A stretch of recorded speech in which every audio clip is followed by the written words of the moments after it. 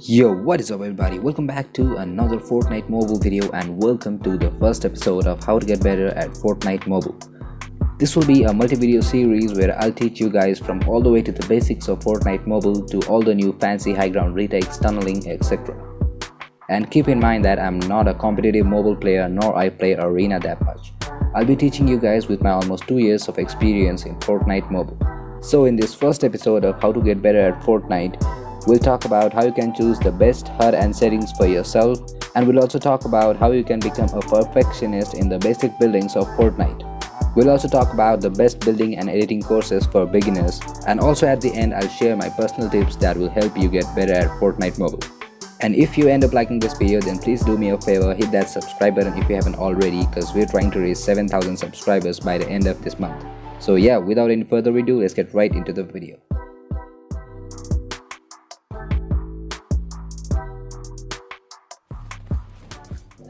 So the first thing we'll talk about is obviously your HUD and settings.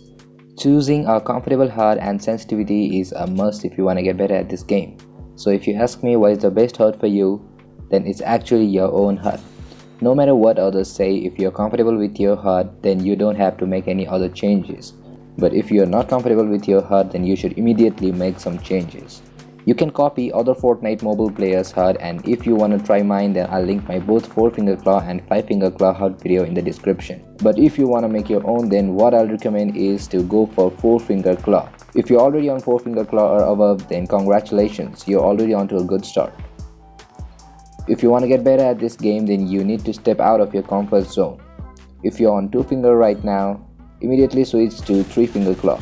And keep in mind that later you'll again have to switch to 4 fingers. And for most mobile players, 4-finger claw is the best option. So the next important thing is to turn on the crosshair editing and confirm edit on release option if you haven't already. Remember to replace your normal edit button with confirm edit on release button, and also don't forget to add the edit targeted button in order to edit your tiles. So let's talk about sensitivities. Low or high, it's fully up to you, but the thing that actually makes the difference is whether you play on linear or exponential. So basically, when you use 1% look acceleration strength, then your sensitivity will be consistent in all conditions, which is known as linear. So this will help in close range fights, but you have to sacrifice a bit in long range accuracy. And if you're using more than 1% look acceleration, then it is known as exponential. Your sensitivity will be increased if you move your fingers a bit fast. This will help in long range accuracy, but most of you will struggle in close range. I personally use 1% look acceleration strength, so what I suggest for you guys is to do the same, but at the end, it's your personal choice.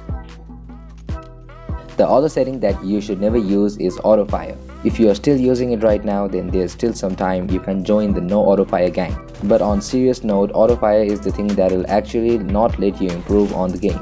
You will fully become dependent on it, and that will never help you to become a great mechanical player. Also, almost all the pro Fortnite mobile players don't use autofire because it's so inconsistent. So the next thing we'll talk about is how you can become a perfectionist in the basic buildings of Fortnite. And in this beginner friendly episode of how to get better at Fortnite Mobile, we'll just talk about 90s and the ramp rush. So there are basically different types of 90s, and the most common one being the beginner 90s, where we just use a wall and a ramp, which looks like this. And the other most common one are the basic 90s, which is also known as the 90s with floor, and it looks like this. These are the standard 90s, and if you're still using the beginner 90s, then you should definitely step up and start practicing these standard 90s. It doesn't actually have an insane advantage over the beginner 90s, but if you want to become a better mechanical player, then you should definitely start practicing these. There are other types of 90s too, like the spider 90s, which is actually just used to show off your mechanical skills, but it looks cool. And this is how we do it. You just need to keep practicing these until you find these really easy for you. No need to practice the spider 90s, but just practice the basic 90s with the floor. Now the next is the ramp rush. The most common and effective ramp rush is basically the ramp rush with a floor and a wall for protection, which looks like this. These are the most effective ramp rush, and there are no other ramp rush in Fortnite which gives more practical advantage than this one. So keep practicing the 90s and the ramp rush. For other advanced buildings, we'll talk about it in the later episodes of this series. Now let's get into editing. The best method to get used to fast edits is just messing around with builds in creative, which is what I used to do before. Just literally go crazy on it and it will look like this.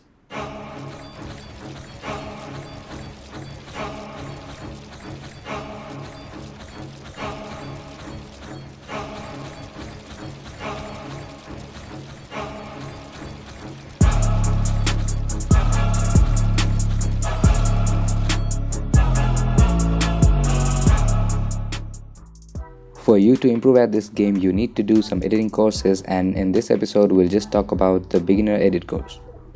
The map code will be in the screen as well as in the description.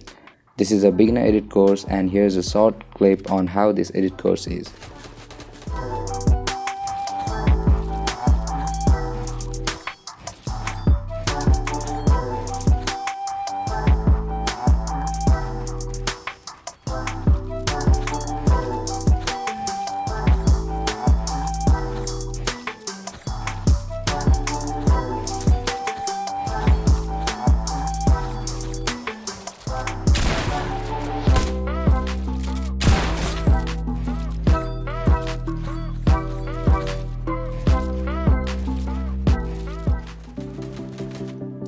Now the last and probably most important tip is to play with your friends. Play pubs and arena.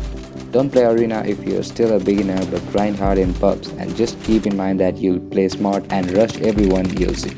Even if you die, it doesn't matter because you learn from it. For example, you can see this clip where I rushed the opponent and walked straight into his face and then died. Now I learned from it, and for the next game I'll try my best to win such fights by not running towards them.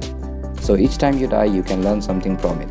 And remember these words: don't go for the wins, but instead go for the kills.